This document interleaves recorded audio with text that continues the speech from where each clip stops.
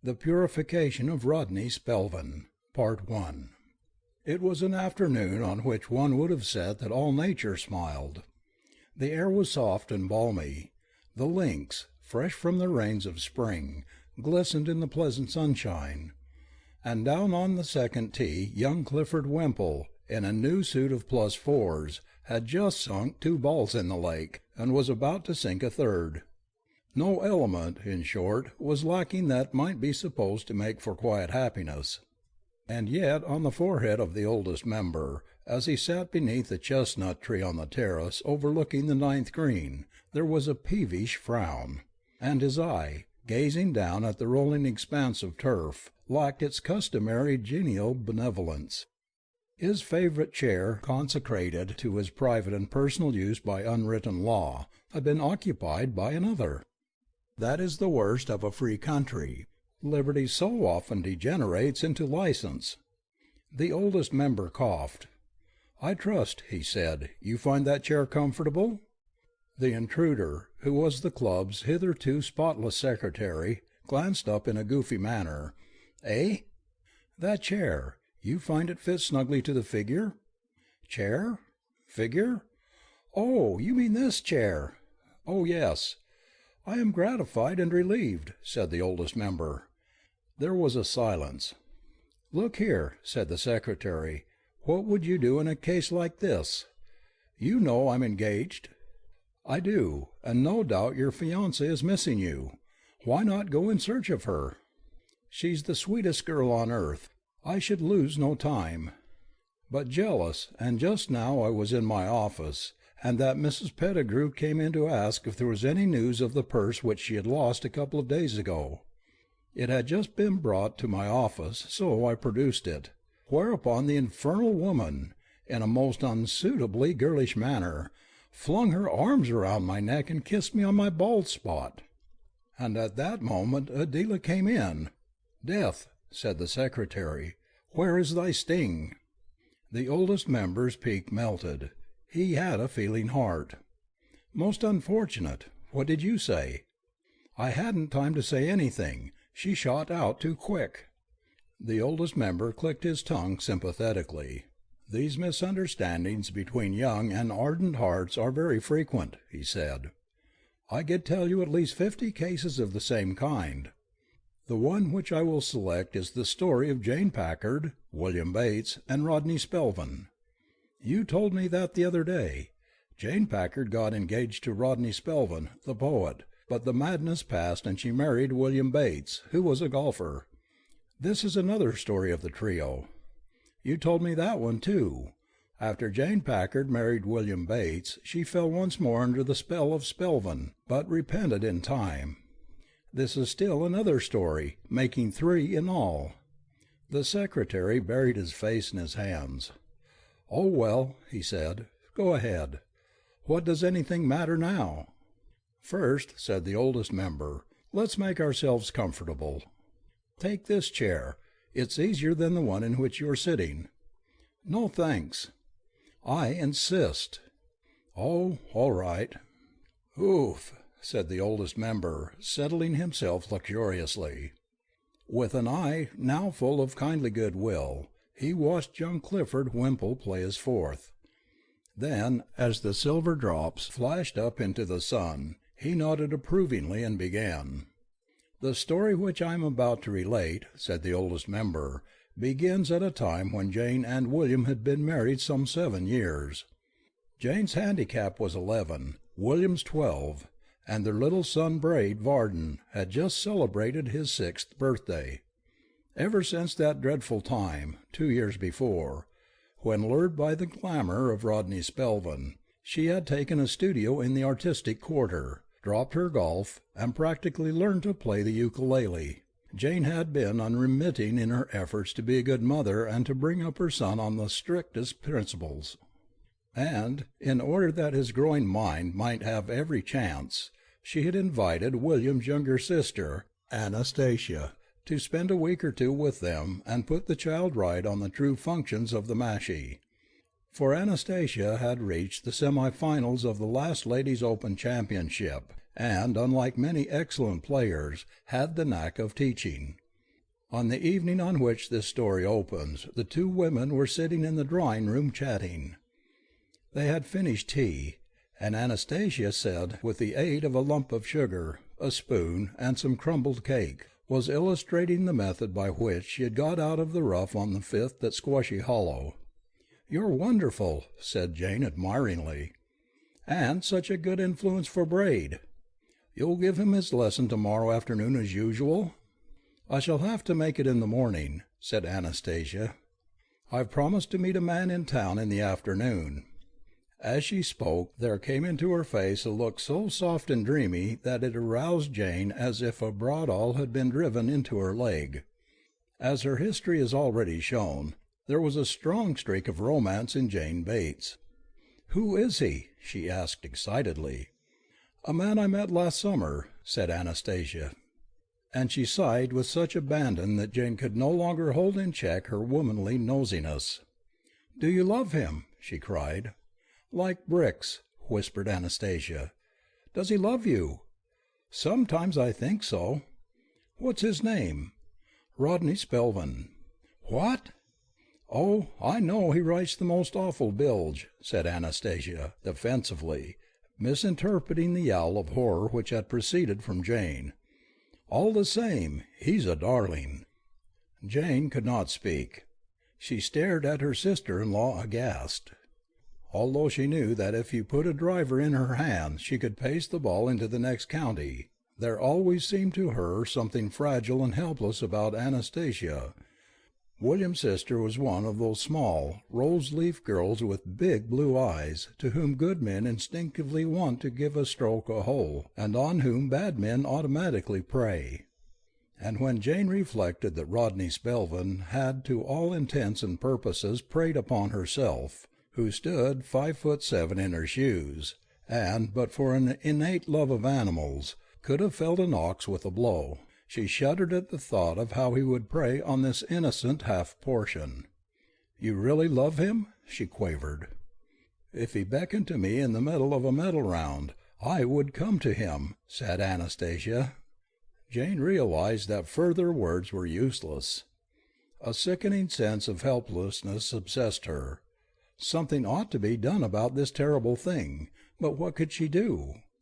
She was so ashamed of her past madness that not even to warn this girl could she reveal that she had once been engaged to Rodney Spelvin herself, that he had recited poetry on the green while she was putting, and that later he had hypnotized her into taking William and little Braid to live in a studio full of samovars. These revelations would no doubt open Anastasia's eyes, but she could not make them. And then, suddenly, fate pointed out a way. It was Jane's practice to go twice a week to the cinema palace in the village, and 2 nights later she set forth as usual, and took her place just as the entertainment was about to begin. At first she was only mildly interested. The title of the picture, Tried in the Furnace, had suggested nothing to her. Being a regular patron of the silver screen, she knew that it might quite easily turn out to be an educational film on the subject of clinker coal. But as the action began to develop, she found herself leaning forward in her seat, blindly crushing a caramel between her fingers. For scarcely had the operator started to turn the crank when inspiration came to her.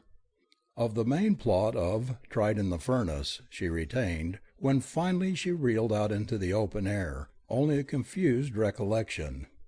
It had something to do with money not bringing happiness, or happiness not bringing money, she could not remember which.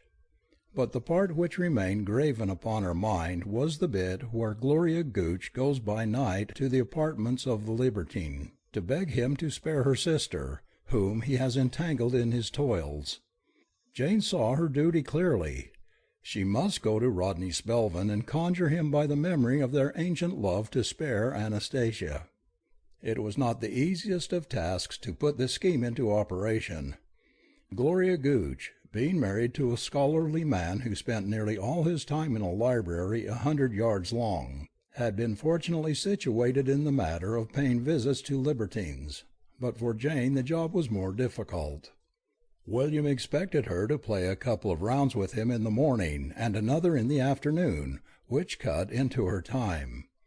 However, fate was still on her side, for one morning at breakfast William announced that business called him to town. "Why don't you come too?" he said. Jane started. No, I don't think I will, thanks." "Give you lunch somewhere?" "No, I want to stay here and do some practice putting." "All right. I'll try to get back in time for a round in the evening." Remorse gnawed at Jane's vitals. She had never deceived William before. She kissed him with even more than her usual fondness when he left to catch the 10:45. She waved to him until he was out of sight, then, bounding back into the house, leaped at the telephone, and after a series of conversations with the Marks Morris glue factory, the Poor Pussy Home for Indigent Cats, and Messrs. Oakes and Padbury, dealers in fancy goods, at last found herself in communication with Rodney Spelvin. "Rodney," she said, and held her breath, fearful that this breaking of a 2 years' silence, and yet loath to hear another strange voice say, "What num's yer want?" "Is that you, Rodney?" "Yes. Who is that?" "Mrs. Bates. Rodney, can you give me lunch at the Alcazar today at 1? "Can I?" Not even the fact that some unknown basso had got on the wire and was asking if that Mr. Boodle would blur the enthusiasm in his voice. "I should say so." 1 o'clock, then," said Jane. His enthusiastic response had relieved her. If by merely speaking she could stir him so, to bend him to her will when they met face to face would be pie. 1 o'clock, said Rodney. Jane hung up the receiver and went to her room to try on hats. The impression came to Jane, when she entered the lobby of the restaurant and saw him waiting, that Rodney Spelvin looked somehow different from the Rodney she remembered. His handsome face had a deeper and more thoughtful expression, as if he had been through some ennobling experience. "Well, here I am," she said, going to him and affecting a jauntiness which she did not feel. He looked at her, and there was in his eyes that unmistakable goggle which comes to men suddenly, addressed in a public spot by women whom, to the best of their recollection, they do not know from Eve. "How are you?" he said. He seemed to pull himself together. "You're looking splendid." "You are looking fine," said Jane. "You're looking awfully well," said Rodney. "You're looking awfully well," said Jane. "You're looking fine," said Rodney. There was a pause. "You'll excuse my glancing at my watch," said Rodney. "I have an appointment to lunch with, somebody here, and it's past the time." "But you're lunching with me," said Jane, puzzled. "Yes, I rang you up this morning." Rodney gaped. "Was it you who phoned? I thought you said Miss Bates." "No, Mrs. Bates." "Mrs. Bates?" "Mrs. Bates." "Of course, you're Mrs. Bates." "Had you forgotten me?" said Jane, in spite of herself a little piqued. "Forgotten you, dear lady, as if I could," said Rodney, with a return of his old manner. "Well, shall we go in and have lunch?" "All right," said Jane. She felt embarrassed and ill at ease. The fact that Rodney had obviously succeeded in remembering her only after the effort of a lifetime seemed to her to fling a spanner into the machinery of her plans at the very outset. It was going to be difficult, she realized, to conjure him by the memory of their ancient love to spare Anastasia, for the whole essence of the idea of conjuring anyone by the memory of their ancient love is that the party of the second part should be aware that there ever was such a thing. At the luncheon table conversation proceeded fitfully. Rodney said that this morning he could have sworn it was going to rain, and Jane said she had thought so too, and Rodney said that now it looked as if the weather might hold up, and Jane said yes, didn't it? And Rodney said he hoped the weather would hold up because rain was such a nuisance, and Jane said yes, wasn't it? Rodney said yesterday had been a nice day, and Jane said yes. And Rodney said that it seemed to be getting a little warmer, and Jane said yes. And Rodney said that summer would be here at any moment now, and Jane said yes, wouldn't it? and Rodney said he hoped it would not be too hot this summer, but that, as a matter of fact, when you come right down to it, what one minded was not so much the heat as the humidity, and Jane said yes, didn't one? In short, by the time they rose and left the restaurant, not a word had been spoken that could have provoked the censure of the sternest critic. Yet William Bates, catching sight of them as they passed down the aisle, started as if he had been struck by lightning. He had happened to find himself near the Alcazar at lunch-time and had dropped in for a chop, and peering around the pillar which had hidden his table from theirs, he stared after them with saucer-like eyes. "Dash it," said William. This William Bates, I have indicated in my previous references to him, was not an abnormally emotional or temperamental man. Built physically on the lines of a motor lorry, he had much of that vehicle's placid and even phlegmatic outlook on life. Few things had the power to ruffle William, but unfortunately it so happened that one of these things was Rodney Spelvin. He had never been able entirely to overcome his jealousy of this man. It had been Rodney who had come within an ace of scooping Jane from him in the days when she had been Miss Packard. It had been Rodney who had temporarily broken up his home some years later by persuading Jane to become a member of the artistic set. And now, unless his eyes jolly well deceived him, this human gumboil was once more busy on his dastardly work. Too dashed thick was William's view of the matter, and he gnashed his teeth in such a spasm of resentful fury that a man lunching at the next table told the waiter to switch off the electric fan, as it had begun to creak unendurably. Jane was reading in the drawing-room when William reached home that night. "Had a nice day?" asked William. "Quite nice," said Jane. "Play golf?" asked William. "Just practiced," said Jane. "Lunch at the club?" "Yes." "I thought I saw that bloke Spelvin in town," said William. Jane wrinkled her forehead. "Spelvin? Oh, you mean Rodney Spelvin. Did you? I see he's got a new book coming out. You never run into him these days, do you?" "Oh, no. It must be 2 years since I saw him." "Oh," said William. "Well, I'll be going upstairs and dressing." It seemed to Jane, as the door closed, that she heard a curious clicking noise, and she wondered for a moment if little Braid had got out of bed and was playing with the mahjong counters. But it was only William gnashing his teeth. There is nothing sadder in this life than the spectacle of a husband and wife with practically identical handicaps drifting apart, and to dwell unnecessarily on such a spectacle is, to my mind, ghoulish.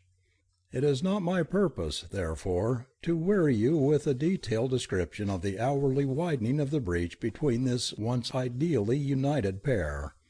Suffice it to say that within a few days of the conversation just related, the entire atmosphere of this happy home had completely altered. On the Tuesday, William had excused himself from the morning round on the plea that he had promised Peter Willard a match, and Jane said, "What a pity." On Tuesday afternoon William said that his head ached, and Jane said, "Isn't that too bad?" On Wednesday morning William said he had lumbago, and Jane, her sensitive feelings now deeply wounded, said, "Oh, had he?" After that, it came to be agreed between them by silent compact that they should play together no more. Also, they began to avoid one another in the house. Jane would sit in the drawing-room, while William retired down the passage to his den. In short, if you had added a couple of icons and a photograph of Trotsky, you would have had a mise-en-scene which would have fitted a Russian novel like the paper on the wall. One evening, about a week after the beginning of this tragic state of affairs, Jane was sitting in the drawing-room, trying to read to Braid on Taking Turf. But the print seemed blurred, and the philosophy too metaphysical to be grasped. She laid the book down and stared sadly before her. Every moment of these black days had affected Jane like a stymie on the last green. She could not understand how it was that William should have come to suspect, but that he did suspect was plain, and she writhed on the horns of a dilemma. All she had to do to win him back again was to go to him and tell him of Anastasia's fatal entanglement. But what would happen then?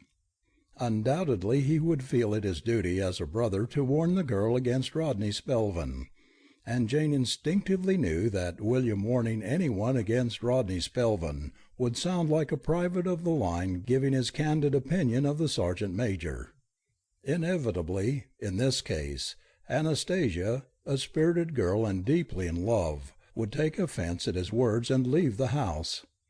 And if she left the house, what would be the effect on little Braid's mashie play? Already, in less than a fortnight, the gifted girl had taught him more about the chip shot from 10 to 15 yards off the green than the local pro had been able to do in 2 years. Her departure would be absolutely disastrous. What it amounted to was that she must sacrifice her husband's happiness or her child's future, and the problem of which was to get the loser's end was becoming daily more insoluble. The Purification of Rodney Spelvin, Part 2. She was still brooding on it when the postman arrived with the evening mail, and the maid brought the letters into the drawing-room. Jane sorted them out. There were 3 for William, which she gave the maid to take to him in his den. There were 2 for herself, both bills. There was 1 for Anastasia, in the well-remembered handwriting of Rodney Spelvin. Jane placed this letter on the mantelpiece, and stood looking at it like a cat at a canary. Anastasia was away for the day, visiting friends who lived a few stations down the line, and every womanly instinct in Jane urged her to get hold of a kettle and steam the gum off the envelope. She had almost made up her mind to disembowel the thing and write "opened in error" on it, when the telephone suddenly went off like a bomb and nearly startled her into a decline. Coming at that moment, it sounded like the voice of conscience. "Hello?" said Jane. "Hello," replied a voice. Jane clucked like a hen with uncontrollable emotion. It was Rodney. "Is that you?" asked Rodney. "Yes," said Jane. And so it was, she told herself. "Your voice is like music," said Rodney. This may or may not have been the case, but at any rate it was exactly like every other female voice when heard on the telephone. Rodney prattled on without suspicion. "Have you got my letter yet?" "No," said Jane. She hesitated. "What was in it?" she asked, tremulously. "It was to ask you to come to my house tomorrow at 4. "To your house?" faltered Jane. "Yes, everything is ready. I will send the servants out, so that we shall be quite alone. You will come, won't you?" The room was shimmering before Jane's eyes, but she regained command of herself with a strong effort. "Yes," she said, "I will be there." She spoke softly, but there was a note of menace in her voice. Yes, she would indeed be there.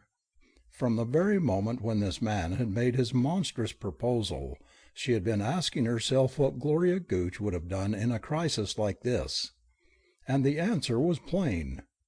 Gloria Gooch, if her sister-in-law was intending to visit the apartments of a libertine, would have gone there herself to save the poor child from the consequences of her infatuated folly. "Yes," said Jane, "I will be there." "You have made me the happiest man in the world," said Rodney. "I will meet you at the corner of the street at 4 then." He paused. "What is that curious clicking noise?" he asked. "I don't know," said Jane. "I noticed it myself. Something wrong with the wire, I suppose. I thought it was somebody playing castanets. Until tomorrow, then. Goodbye." "Goodbye." Jane replaced the receiver, and William, who had been listening to every word of the conversation on the extension in his den, replaced his receiver too. Anastasia came back from her visit late that night. She took her letter and read it without comment. At breakfast next morning she said that she would be compelled to go down into town that day. "I want to see my dressmaker," she said. "I'll come too," said Jane. "I want to see my dentist." "So will I," said William. "I want to see my lawyer." "That will be nice," said Anastasia, after a pause. "Very nice," said Jane, after another pause. "We might all lunch together," said Anastasia. "My appointment is not till 4. "I should love it," said Jane. "My appointment is at 4 too." "So is mine," said William. "What a coincidence!" said Jane, trying to speak brightly. "Yes," said William. He may have been trying to speak brightly too, but if so, he failed. Jane was too young to have seen Salvini in Othello, but had she witnessed that great tragedian's performance, she could not have failed to be struck by the resemblance between his manner in the pillow scene and William's now. "Then shall we all lunch together?" said Anastasia. "I shall lunch at my club," said William curtly. "William seems to have a grouch," said Anastasia. "Ha!" said William.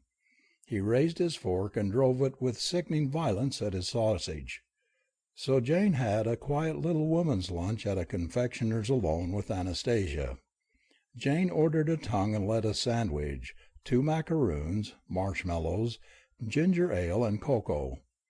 And Anastasia ordered pineapple chunks with whipped cream, tomatoes stuffed with beetroot, 3 dill pickles, a raspberry nut sundae, and hot chocolate. And, while getting outside this garbage, they talked merrily, as women will, of every subject but the one that really occupied their minds. When Anastasia got up and said good-bye, with a final reference to her dressmaker, Jane shuddered at the depths of deceit to which the modern girl can sink. It was now about 2:45, so Jane had an hour to kill before going to the rendezvous. She wandered about the streets, and never had time appeared to her to pass so slowly, never had a city been so congested with hard-eyed and suspicious citizens. Every second person she met seemed to glare at her as if he or she had guessed her secret. The very elements joined in the general disapproval. The sky had turned a sullen gray, and far-away thunder muttered faintly, like an impatient golfer held up on the tee by a slow foursome.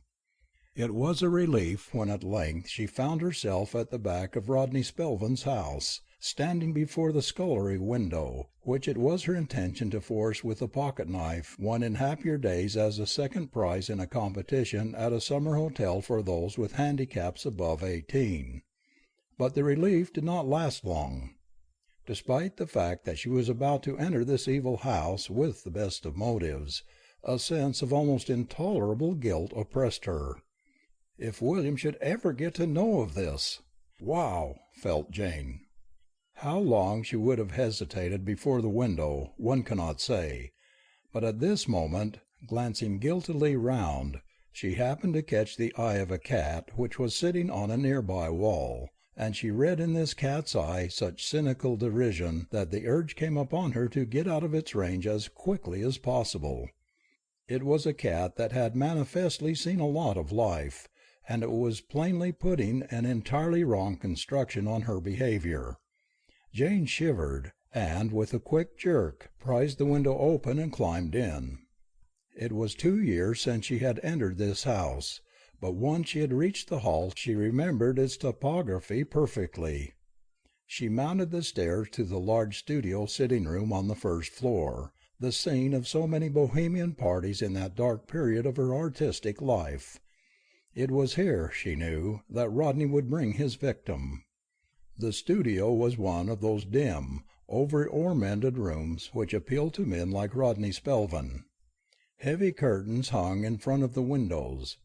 One corner was cut off by a high-backed Chesterfield. At the far end was an alcove, curtained like the windows. Once Jane had admired this studio, but now it made her shiver. It seemed to her one of those nests in which, as the subtitle of Tried in the Furnace had said, only eggs of evil are hatched. She paced the thick carpet restlessly, and suddenly there came to her the sound of footsteps on the stairs. Jane stopped, every muscle tense. The moment had arrived. She faced the door, tight-lipped. It comforted her a little in this crisis to reflect that Rodney was not one of those massive Ethel libertines who might make things unpleasant for an intruder. He was only a welterweight egg of evil, and, if he tried to start anything, a girl of her physique would have little or no difficulty in knocking the stuffing out of him. The footsteps reached the door. The handle turned. The door opened, and in strode William Bates, followed by two men in bowler hats. "Ha!" said William. Jane's lips parted, but no sound came from them. She staggered back a pace or two. William, advancing into the centre of the room, folded his arms and gazed at her with burning eyes. "So," said William, and the words seemed forced like drops of vitriol from between his clenched teeth, "I find you here, dash it!" Jane choked convulsively. Years ago, when an innocent child, she had seen a conjurer produce a rabbit out of a top hat which an instant before had been conclusively proved to be empty. The sudden apparition of William affected her with as much the same sensations as she had experienced then. "How, she said. "I beg your pardon?" said William coldly. "How, "Explain yourself," said William. How did you get here? And who are these men?" William seemed to become aware for the first time of the presence of his two companions. He moved a hand in a hasty gesture of introduction. "Mr. Reginald Brown and Mr. Cyril Delancey." "My wife," he said curtly. The two men bowed slightly and raised their bowler hats. "Pleased to meet you," said one. "Most awfully charmed," said the other. "They are detectives," said William. "Detectives?" "From the Quick Results Agency," said William.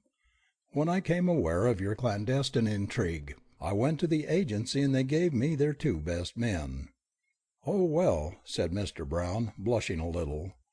"Most frightfully decent of you to put it that way," said Mr. Delancey. William regarded Jane sternly. "I knew you were going to be here at 4 o'clock," he said. "I overheard you making the assignation on the telephone." "Oh, William!" "Woman," said William, "where is your paramour?" Really, said Mr. Delancey deprecatingly. "Keep it clean," urged Mr. Brown. "Your partner in sin, where is he? I'm going to take him and tear him to little bits and stuff him down his throat and make him swallow himself." "Fair enough," said Mr. Brown.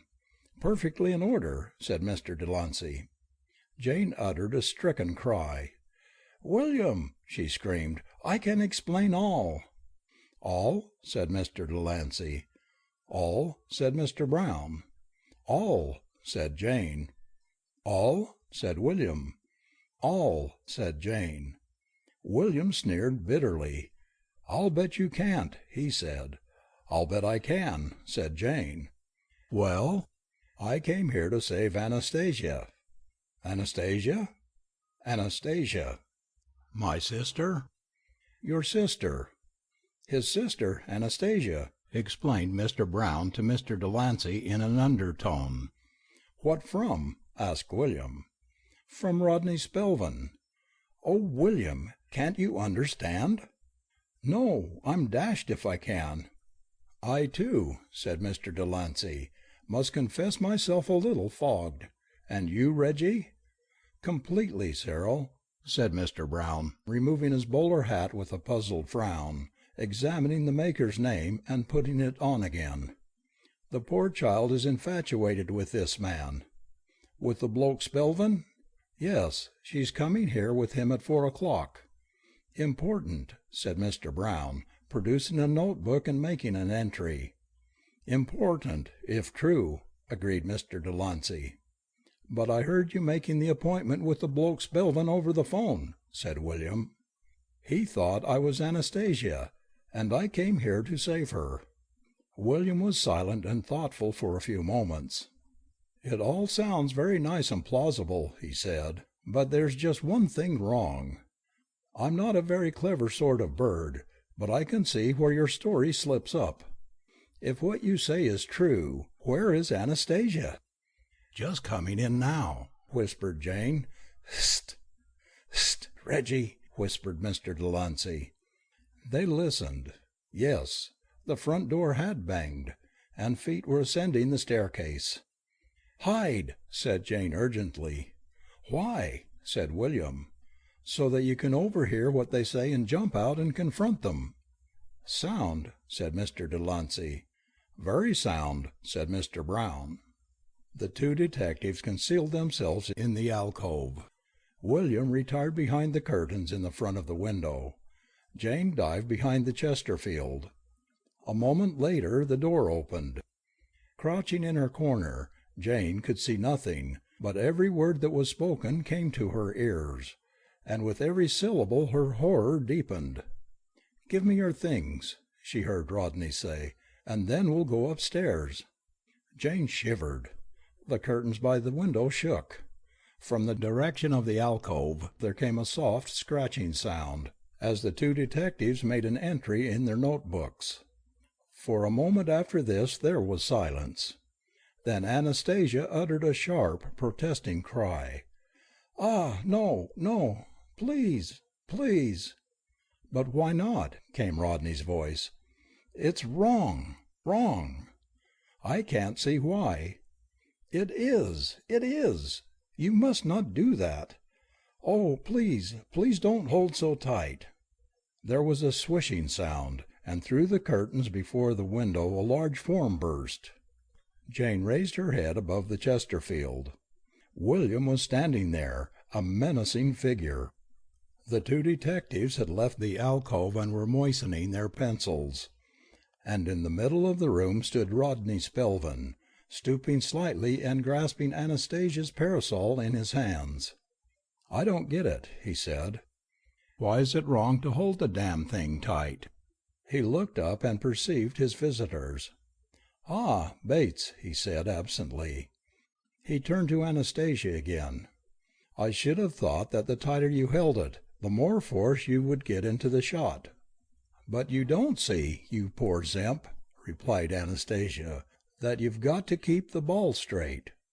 If you grip the shaft as if you were a drowning man clutching at a straw and keep your fingers under like that, you'll pull like the dickens and probably land out of bounds or in the rough.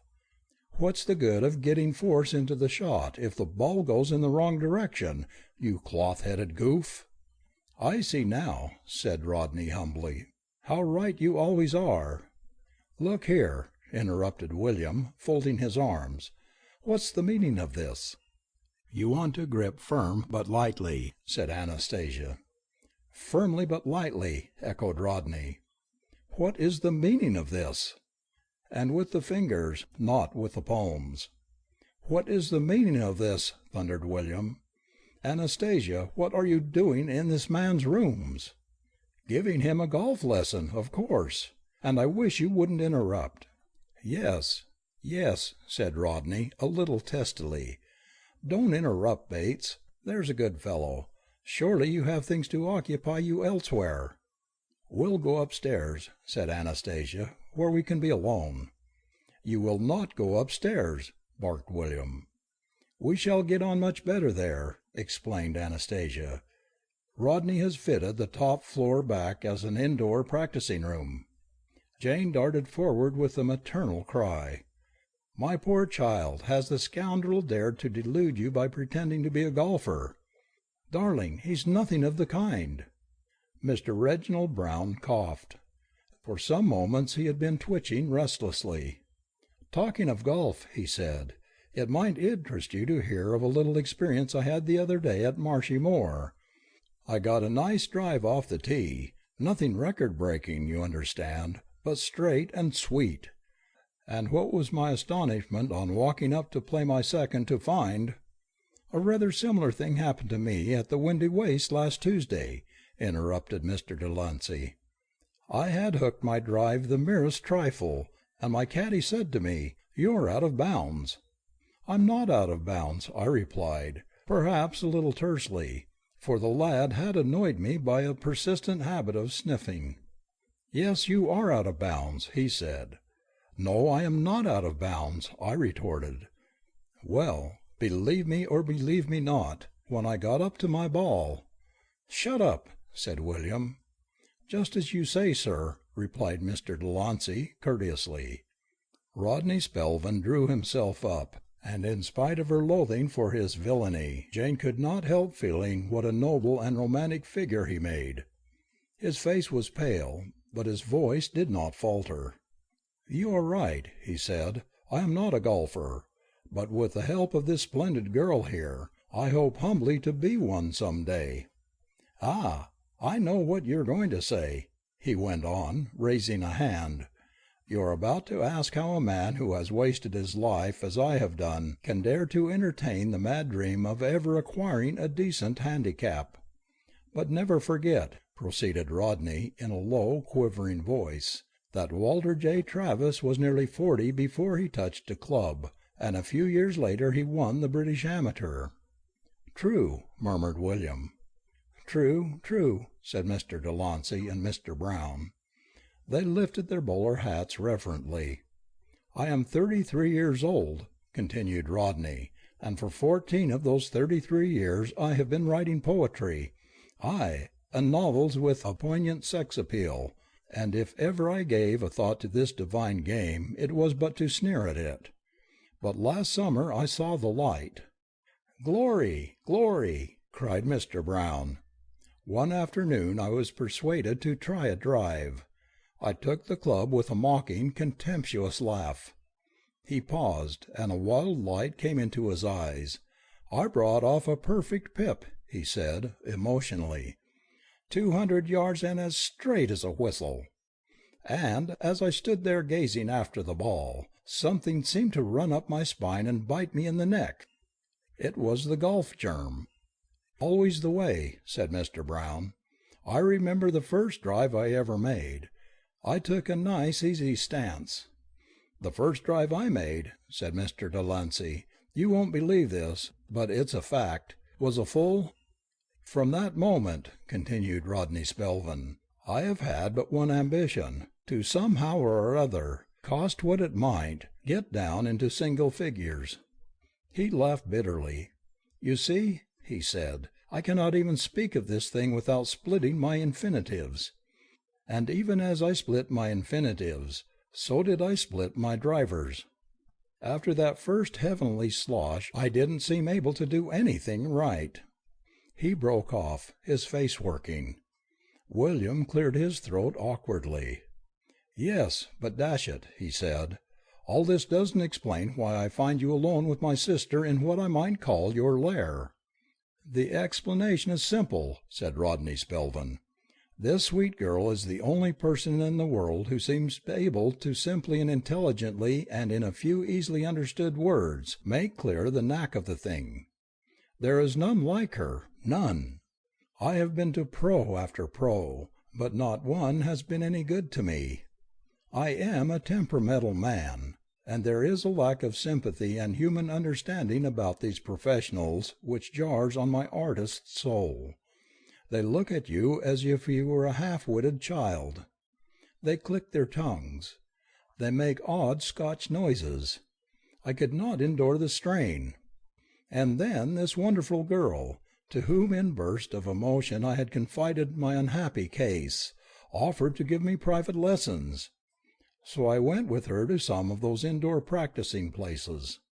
But here, too, my sensibilities were racked by the fact that unsympathetic eyes observed me. So I fixed up a room here where we could be alone." "And instead of going there," said Anastasia, "we are wasting half the afternoon talking." William brooded for a while. He was not a quick thinker. "Well, look here," he said at length, "this is the point. This is the nub of the thing. This is where I want you to follow me very closely. Have you asked Anastasia to marry you?" "Marry me?" Rodney gazed at him, shocked. "Have I asked her to marry me? I, who am not worthy to polish the blade of her niblick? I, who have not even a 30 handicap, ask a girl to marry me who was in the semi-final of last year's Lady Open? No, no, Bates. I may be a vers libre poet, but I have some sense of what is fitting. I love her, yes. I love her with a fervour which causes me to frequently and for hours at a time lie tossing sleeplessly upon my pillow, but I would not dare to ask her to marry me." Anastasia burst into a peal of girlish laughter. "You poor chump!" she cried. "Is that what's been the matter all this time? I couldn't make out what the trouble was. Why, I'm crazy about you. I'll marry you any time you give the word." Rodney reeled. "What?" "Of course I will." "Anastasia!" "Rodney!" He folded her in his arms. "Well, I'm dashed," said William. "It looks to me as if I'd been making rather a lot of silly fuss about nothing. Jane, I wronged you." "It was my fault." "No, no." "Yes, yes." "Jane!" "William!" He folded her in his arms. The two detectives, having entered the circumstances in their notebooks, looked at one another with moist eyes. "Cyril," said Mr. Brown. "Reggie," said Mr. Delancey. Their hands met in a brotherly clasp. "And so," concluded the oldest member, "all ended happily. The storm-tossed lives of William Bates, Jane Packard, and Rodney Spelvin came safely at long last into harbour. At the subsequent wedding, William and Jane's present of a complete golfing outfit, including 8 dozen new balls, a cloth cap, and a pair of spiked shoes, was generally admired by all who inspected the gifts during the reception. From that time forward the four of them have been inseparable. Rodney and Anastasia took a little cottage close to that of William and Jane, and rarely does a day pass without a close foursome between the two couples. William and Jane being steady 10s, and Anastasia scratch, and Rodney a persevering 18, it makes an ideal match." "What does?" asked the secretary, waking from his reverie. "This one." "Which?" "I see," said the oldest member sympathetically, "that your troubles, weighing on your mind, have caused you to follow my little narrative less closely than you might have done. Never mind, I will tell it again. The story," said the oldest member, "which I am about to relate begins at a time when—" End of section 15. End of Divots, by P. G. Wodehouse.